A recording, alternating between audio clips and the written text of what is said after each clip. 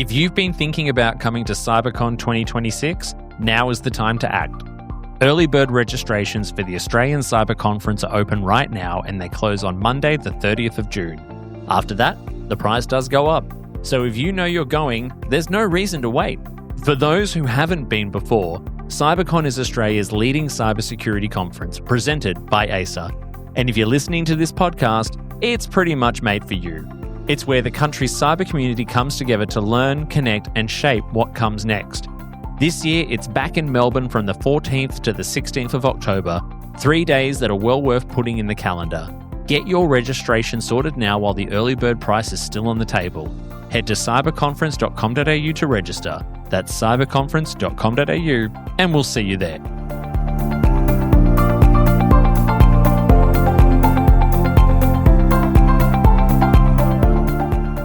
Well, hello and welcome back to Cyber Voices, the official podcast of the Australian Information Security Association, but you probably know us as AISA.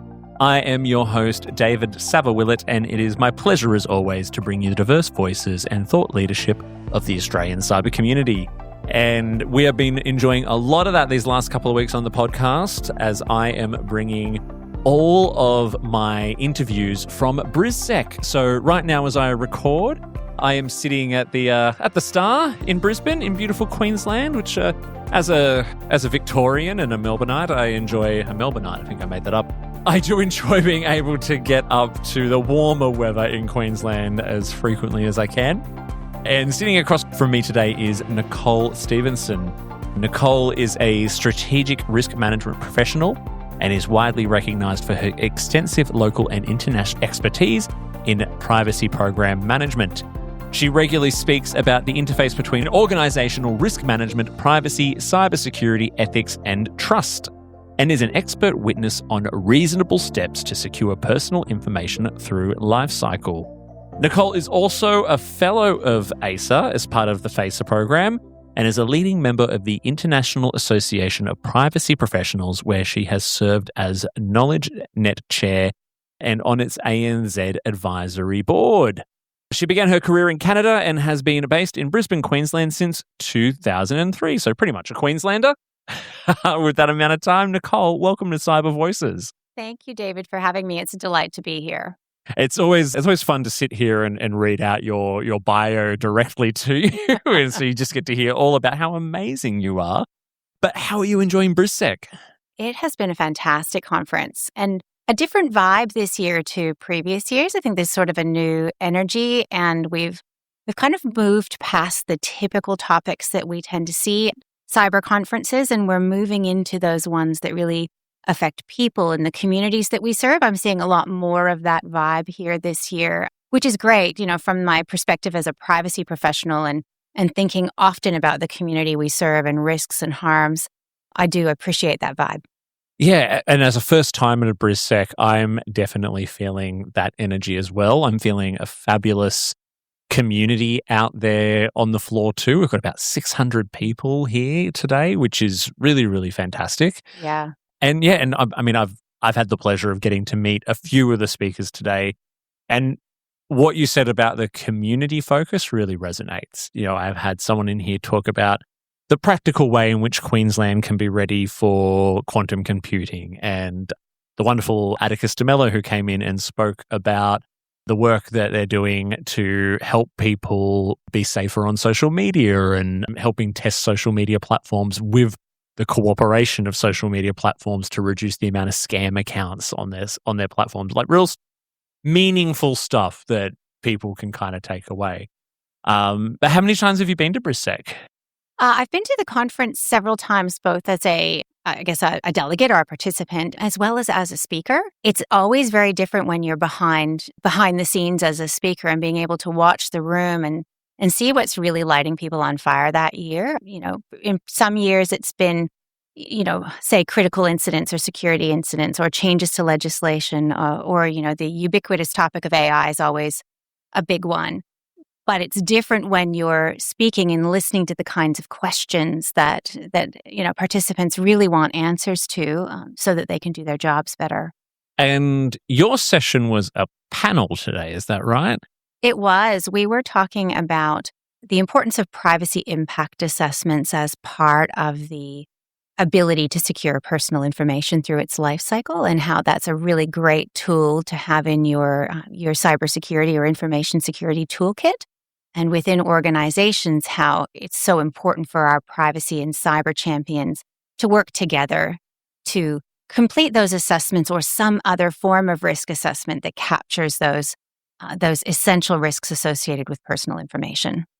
And you had some great names up there with you as well for this topic. So you had Alexander White, who is the Queensland Privacy Commissioner, and Charlotte Davidson, the interim CEO of IDCARE. So, and yourself. So like a powerhouse of minds to address such a topic, right? Yeah, it was really special to be on stage with those two. Alex is sort of a recent import to Queensland, having been the Bermuda Privacy Commissioner before his current role. And he joked on stage that he perhaps should have worn his Bermuda shorts as he would have while he was at special events in his capacity as Bermuda Privacy Commissioner, which was great. And then, of course, Charlotte is an astonishing professional, and IDCARE provides such a great service to Queenslanders in relation to recovering from identity thefts associated with data breach and other events. I think once upon a time, Alex might have got away with shorts in Queensland. Well, I honestly think he should have done it for this event. It would have been perfect and would have sort of set a new standard.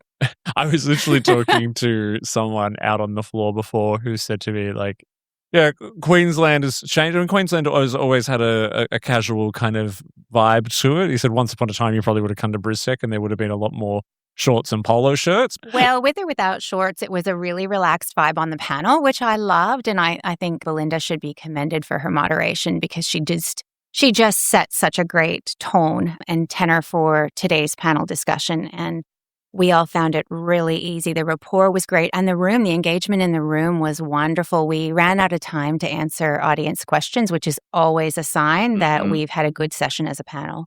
So tell me about some of the topics that came up. What did we explore? What kind of knowledge did we impart on the audience? Well, so there was, of course, the introduction to what a privacy impact assessment is and why it's so important. And then we moved into areas of when a privacy impact assessment isn't conducted, what does that look like, right? When things go wrong. So what are the consequences of not doing a privacy impact assessment, whether it's in terms of community trust or regulatory involvement? And we also focused on best practice, why we would do a privacy impact assessment, how that intersects with other disciplines within our organizations, and effectively designing for privacy and the protection of personal information at the outset through activities such as this. So it was really good. In a way, it felt not like we needed to sell privacy impact assessments to anyone in the room. Instead, what it was an unpacking of what they look like, why they're so important, how you can accomplish them in a meaningful way in your organization, and when to do them. So as opposed to coming in at the end of a process, at the end of an initiative getting off the ground, at the time when all the lawyers are signing all the contracts and being seen as the office of no or the drag on progress, getting in early, having those risk-based discussions and really solving problems. So what's some of the advice then on being able to recognize when a privacy impact assessment is needed and how you embed that in a process within an organization? Well, so the tip for me would be, if your project or your initiative involves the collection or handling of personal information in some way, either by you or a software or someone contracted by you to do a thing, chances are a privacy impact assessment is going to be a good idea. It's going to be necessary. But there's also a bit of a litmus test. If you think to yourself, just from a practical perspective, as a reasonable person in society, if you think, wow, doing this thing might upset someone in the community, or there's potentially a real privacy risk here, or we see this as a high privacy risk project, which sometimes happens with AI-driven initiatives or things like surveillance initiatives, that's when a privacy impact assessment should be done. Yeah. And how do you drive people to recognize that, though, and actually engage with the privacy officer or whoever owns the process, right? Because I know in my experience, like I've definitely come across that. I'm a CISO, but I don't own privacy. I've always had privacy officers for that. And I'm always asking that question of people, usually at the 11th hour, as you said, hey, have you done a PIA for this? Have you reached out to the privacy officer? I didn't know that was required. How have you seen it done well? Well, I think let's go back to what you were talking about, which is just, sometimes folks don't know. And so when you say, have you done a PIA on this, you can get that deer in the headlights look. Some of that comes down to maturity, and some of that comes down to sort of the size and sophistication of an organization. So I'm not saying every organization should always know right up front that a privacy impact assessment is necessary or required. It's about first maybe laying the groundwork so that they start to think about privacy as just part of what we do here. So a way I have seen this embedded in organizations is where you take the tone from the top and senior leadership says, well, look, whenever we have projects or initiatives that involve personal information, this is the engagement process with privacy that's required here. I have seen that work. I have also seen the information security professionals, so your CISOs or even your IT teams, if the organization doesn't really have a dedicated security role, saying, well, look, this initiative involves personal information. Let's do a different level of risk assessment here. It really does come down to best size and fit for the organization. I'd like to see every organization have a requirement to conduct privacy impact assessments where a certain threshold is met, but that does take time. So unless you're a larger, more sophisticated, more privacy mature organization, or you deal with personal information as, de rigueur, you're not necessarily going to think of privacy first. So there's the education piece, there's the policy piece. And then there's the advocacy or the sort of evangelism. So my role in organizations has often been about evangelizing for best practice, getting in front of executives and boards to see that the right thing is done at the right time. Yeah, and there's something you mentioned there as well, like around senior leadership support for anything, and that making sure that trickles down is always really important. I found, especially in my cyber career, that having that kind of support means that we need to make sure we go and follow this, because usually senior leadership, when it comes to their approval, that's the first question they'll ask: has this been through cyber? Has this been through privacy? I think in my experience, I found that people are, and this is only in my experience, but people have been more inclined to do the cyber side of things first. We'll do a cyber assessment, and then usually we ascertain through that you've got some form of PII in use here that's being stored, processed, transmitted, whatever. Have you done a PIA as well? And then send them off to do that. The problem there is sometimes it's paperwork upon paperwork. Yeah. Look, I've actually found, depending on the organization, so I'm where I am situated in IDCARE, as an example, there is a privacy impact assessment process within the organization. And there's a good degree of risk maturity in that space because of the nature of the organization, right? In previous roles that I've held, including in consulting, it's quite variable, and often the engagement of the security people is the area where privacy probably grabs onto the coattails of information security and hangs on and hopes to get some outcomes. Oftentimes I've walked into a room at the last minute when contracts are being signed and, not so quietly say, well, have we thought about privacy? And sometimes a security person will pop their head up and say, no, don't worry about it. Security's taking care of that.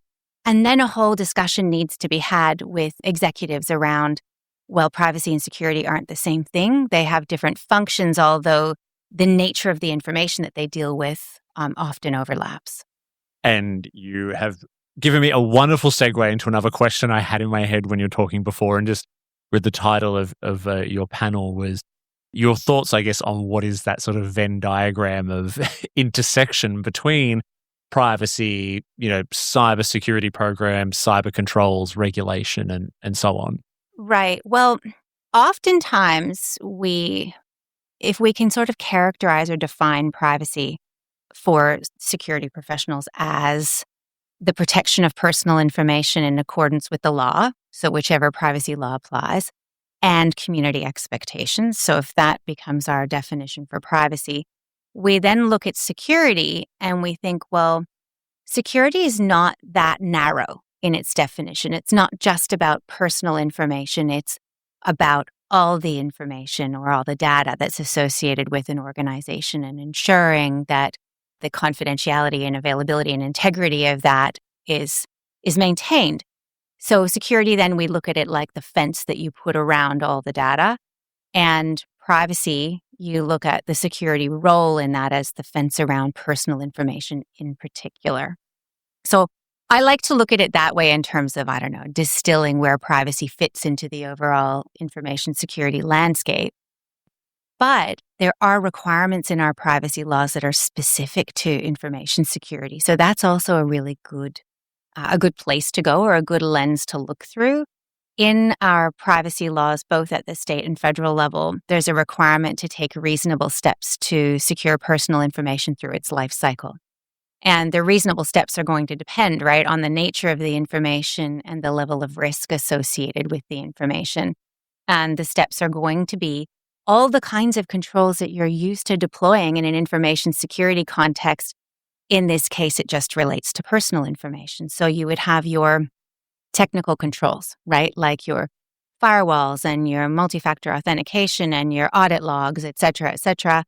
Then you would have your administrative controls, like really good staff training, policies and procedures, and perhaps lots of detail in your contracts with your vendors around the privacy and security expectations.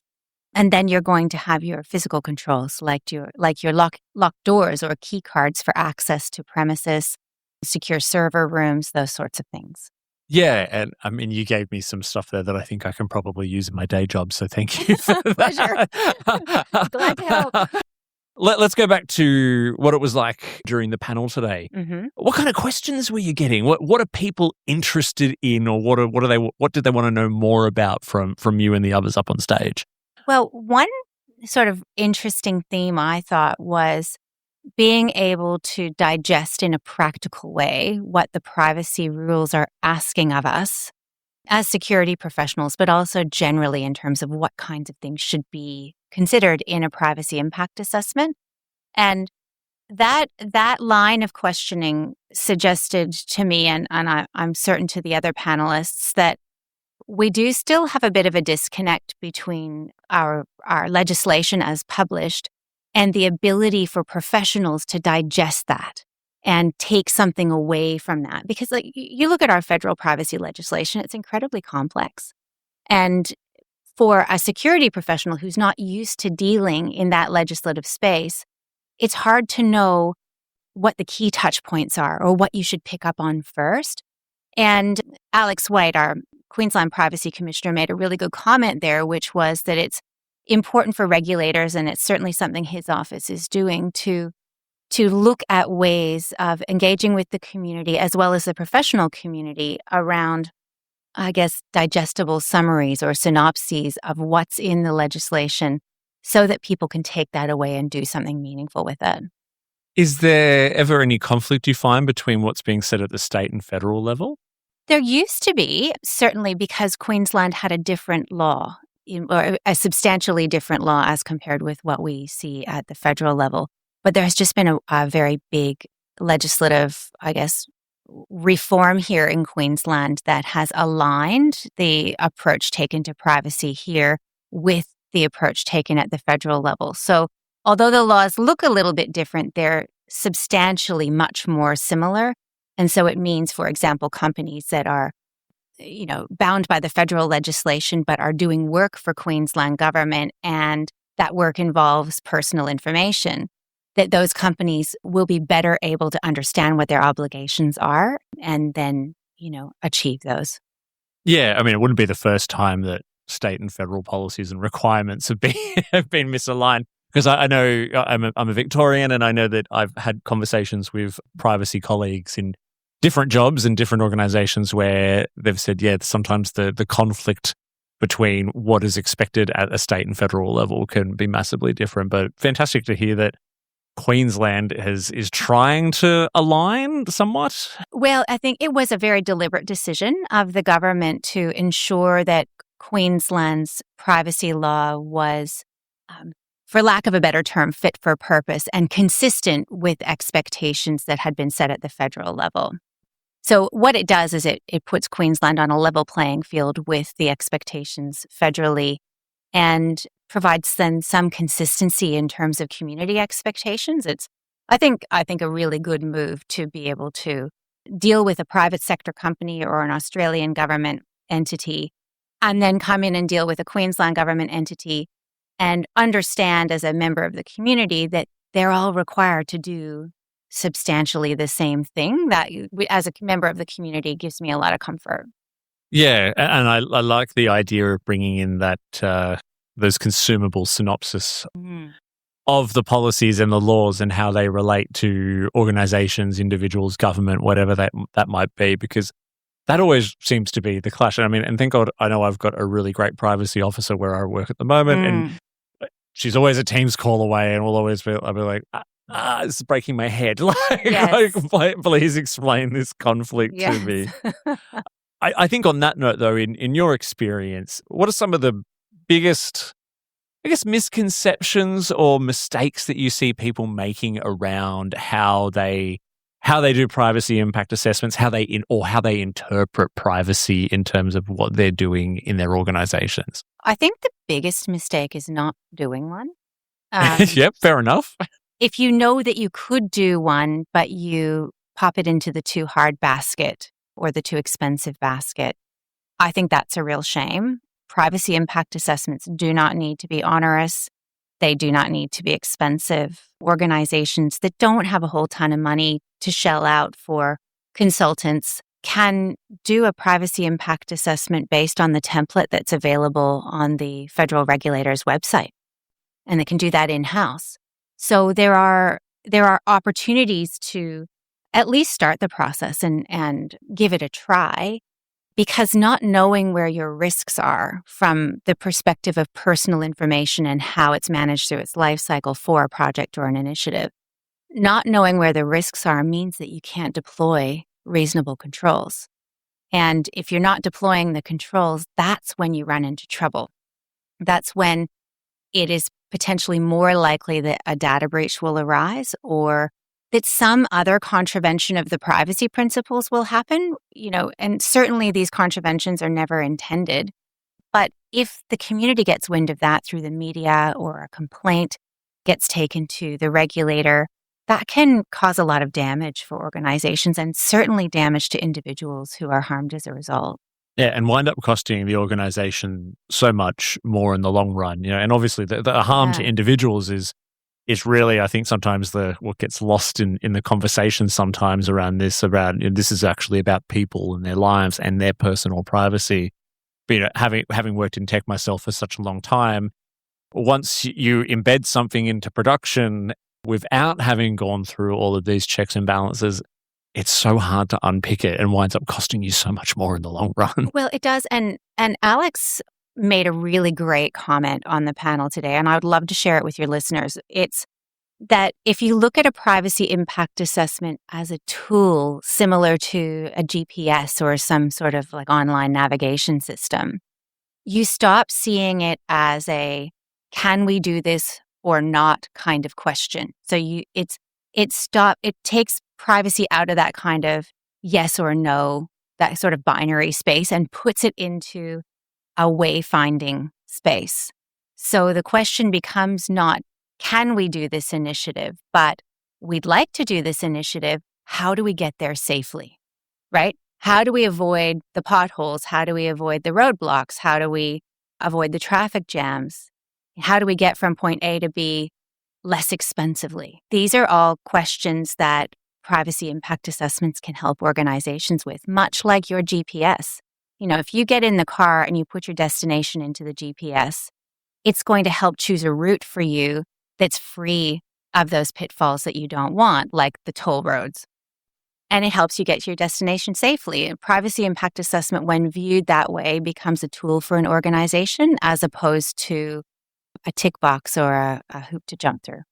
And this, again, is why I love doing this podcast, because there is a second thing that you've given me that I can use in my day job, because I think that Right. applies to doing cybersecurity assessments and why I should, be making sure people come to cyber first and all that, right? It's an incredibly good Yeah. analogy. It's so good. Yeah, and it stops the roles of really anyone in an organization that has a key risk management function, whether it's your CISO, your privacy officer, legal officers, even your risk leaders.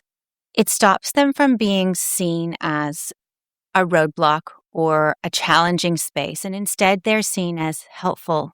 And they're basically signposts for best practice, right? You see your CISO to understand what requirements you have from a security perspective.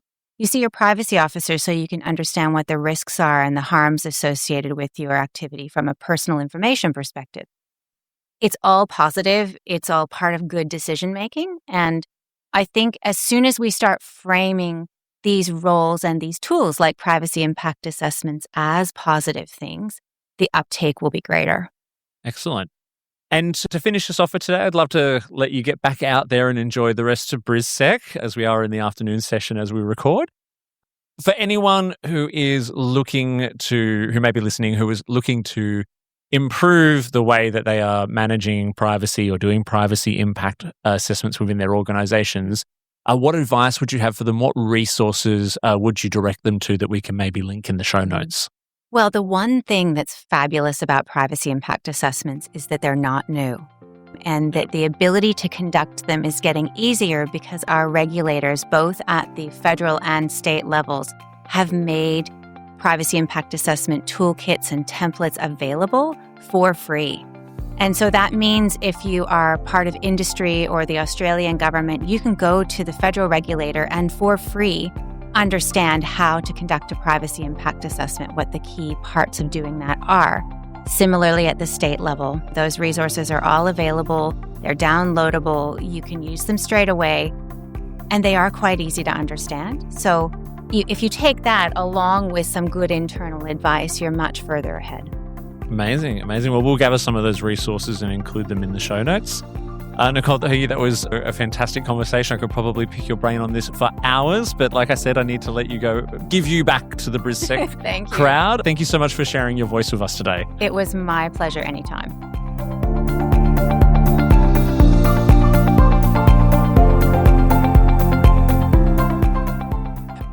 Thank you for listening to another episode of Cyber Voices. Our music is by Sanar Garut, our show artwork is by Studio Quarantine, and we record our show at This Is a Studio in Pran, Melbourne, part of Popplant Productions. Please make sure you follow the show on your podcast platform of choice and leave us a 5-star review. This will help others find the show. Also, please follow the association on LinkedIn and Instagram.